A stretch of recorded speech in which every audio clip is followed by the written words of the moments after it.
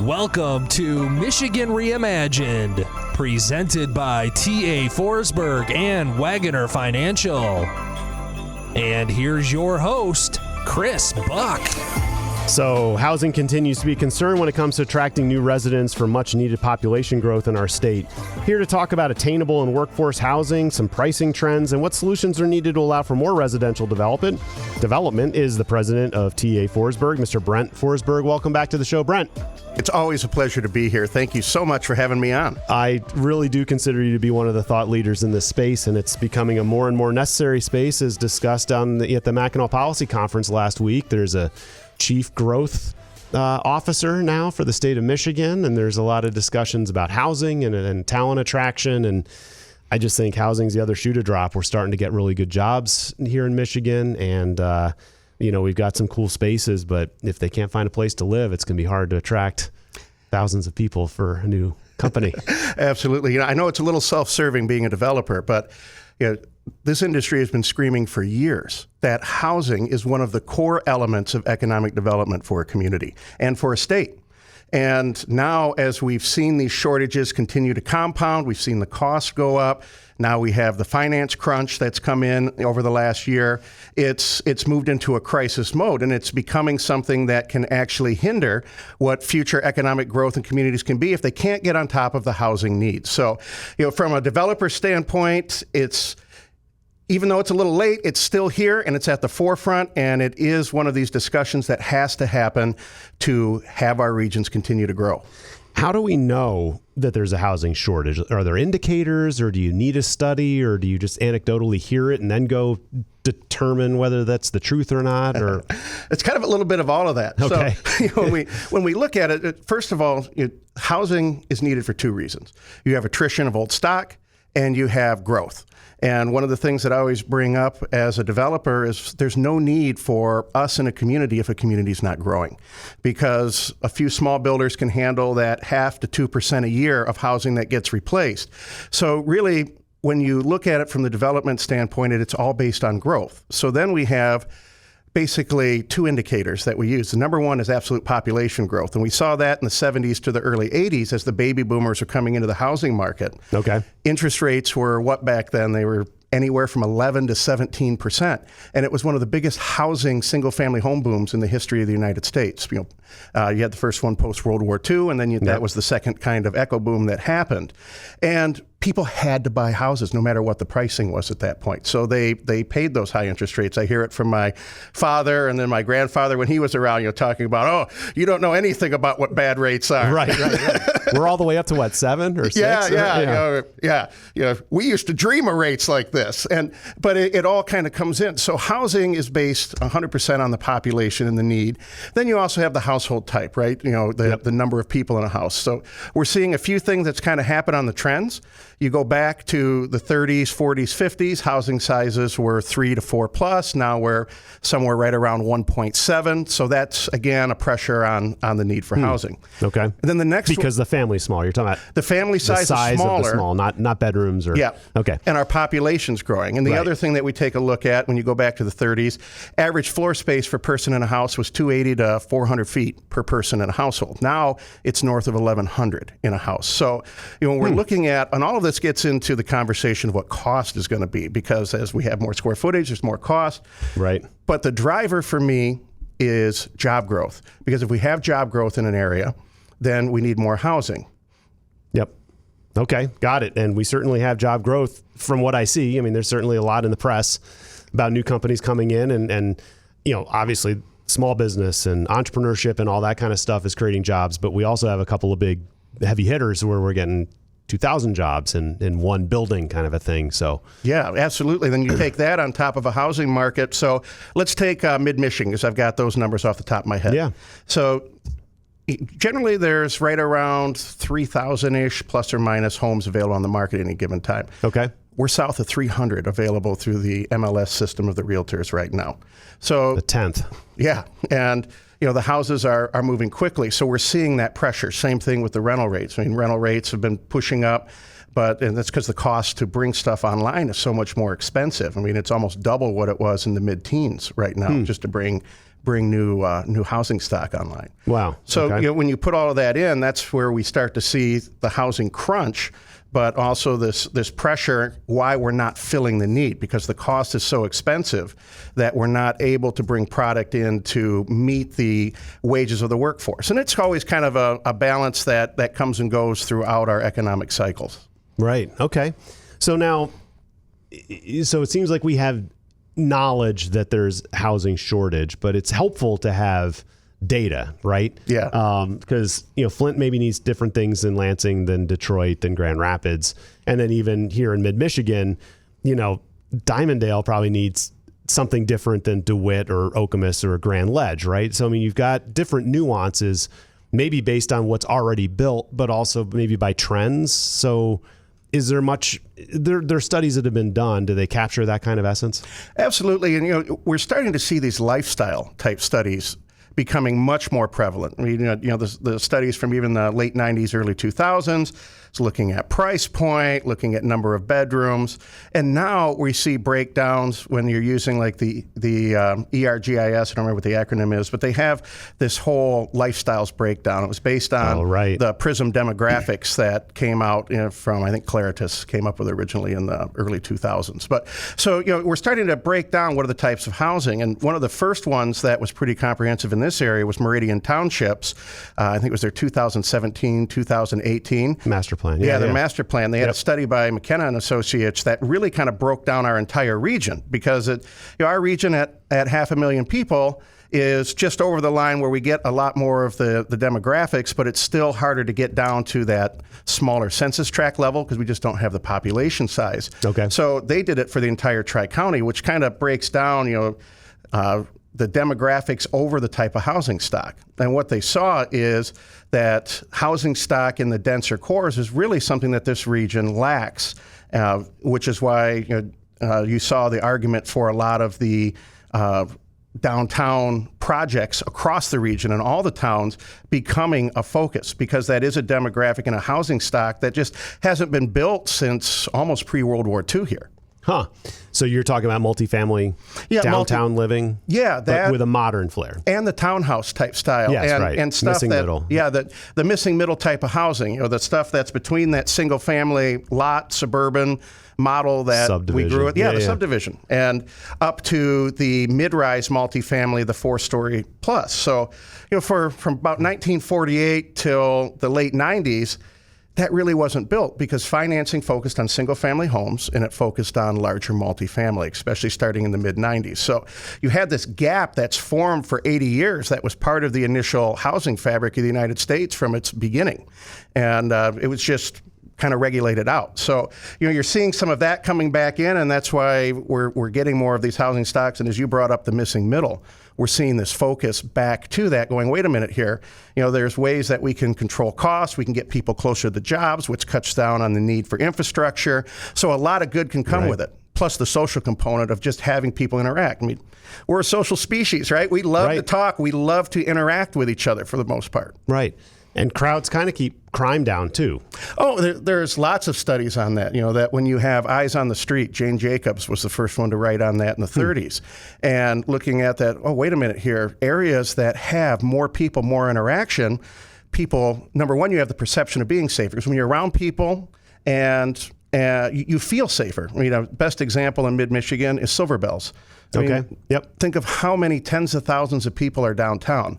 And those are some of the places where large crowds are gathered. You don't hear people feeling unsafe when they're down here for that, because they're here for a purpose. They're here with lots of other people, and you have this atmosphere. And some of those same areas, people will be like, well, I wouldn't walk there during the day, which is kind of a wrong perception in itself. But at the same time, the perception is there.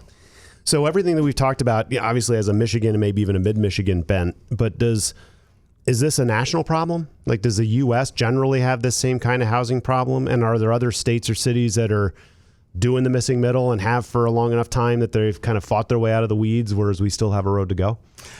Yeah, I think we're actually in better shape than a lot of the areas of the country in Michigan. And I think this is going to be, for our state, one of our defining attributes of why people would want to locate their businesses here and why people would want to come here, because our housing is overall affordable. Now, it's still at crisis levels, and when you get to northern Michigan or the smaller towns, it's a much bigger problem than we have here in the Grand Rapids, the Lansing. But you take it across the country, our affordability and our value proposition for what you get is one of the best in the country. And, for access to our natural resources, to trail systems, to nice restaurants, and the cost of the house that you have to pay plus what you get paid for wages here. And I think that's what kind of sets us apart and puts us in at least the top tier of the country of being able to solve this problem quickly. But nationally, you get to the coastal cities, they're in rough shape, and you're seeing kind of that out-migration because you just can't afford to live there based on the wages. Right. So, and I think that's something that the Midwest as a whole will be able to capitalize on, and we should capitalize on the next 10 years. And I was listening at the Mackinac Policy Conference that was last week. I streamed some of it because it was available on Detroit's public TV station since they hosted the event. And is it Richard Florida? You must be familiar with him. Okay, so he was there live, and so I was listening to him, and he was part of a panel. So, and I don't want to put too many words in his mouth, but there was the one woman was talking about anecdotally. I have a niece who lives out in LA, and she and her husband now have kids, and they're thinking about moving back to the Midwest. And he chimed in and just said that conversation is happening extremely often all over the country, and they're figuring out where they want to go. It's so noisy here. It's way too crowded. I can't drive anywhere. People aren't friendly. We've got floods and storms and hurricanes and tornadoes and mudslides and all the depending on where you are, there's a lot of natural disaster type stuff. And so like the value proposition that you talked about, I'm not enjoying where I'm living here now. It was kind of maybe sexy and cool a little while ago, but now between the Mother Nature stuff, the crowding, the expenses, I can't afford to live here. I can't get anywhere in my car anymore and all those things. And that's where he was talking about Michigan's value proposition really coming into play. I'm going to have to get a copy of that. I knew he was up there. I haven't had a chance to watch it yet. But that's the crux of it right there. And our water is going to be the key. You take the Great Lakes Basin. The Great Lakes Council put out a report a year and a half ago that the Great Lakes Basin, including the Canadian side, if you put it together, is the third largest economy in the world.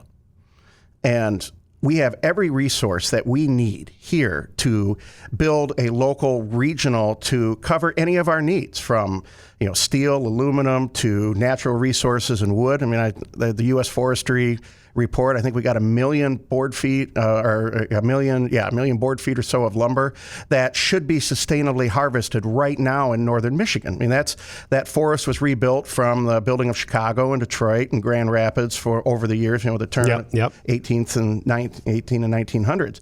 So, we have all of these resources. We have a amazing workforce, one of the best workforces in the country. And so when you put all of that together, it does create something that is a real opportunity for us. Right on. There's so much to talk about, but let me jump into, I talked about in the intro and kind of prep for attainable and workforce housing. You talked missing middle, and we talked about subdivisions and houses that are pretty expensive, and then you got the apartments downtown, and those rents are rising. But what is attainable and workforce housing? Yeah. So, attainable and workforce are kind of in the same bucket. It's kind of semantics at that point, because when we talk about workforce, that's been the discussion. How do we make sure that we have housing that is safe and enjoyable and creates the experience for our workforces in our area? And when we talk about that, the numbers are generally like 60% of the adjusted median income for an area to about 150% of adjusted median income. That's kind of that middle bucket of what we're talking about. Because when you get up above that, you got a lot of elasticity and what you can afford. But this is the majority of the U.S. society that have to plan their budget. They still have money to do fun things, but just have to be careful. And when we talk about attainable, that was actually put into Michigan's some of the laws that's in that at 60 plus to 120% adjusted median income. That's the state's focus on policy right now for how we address these housing issues and find ways to bring affordability back into the housing. I mean, that's fantastic. So if we need so much of it, what makes it hard for home builders to build it? That's a combination of a lot of things. I mean, regulation's harder than it's been. And when you take the NAHB's report that shows that 18 to 30% of housing cost is the regulatory costs right now. So that's putting pressure on it. Bank financing. Builders can't get spec loans, and that comes down to the entire fiscal policy from the central banking system. When they make those type of loans, they're considered quote unquote riskier. So their liquidity testing goes down because of what they can have for leverage rates. So, when you start putting all of these pieces together, and then coming out of the downturn of 2008, we had a lot of the small builders. Before 2008, we still had our national builders, but most of the communities were built by guys building 4 to 10 homes a year. They all retired. Nobody replaced them.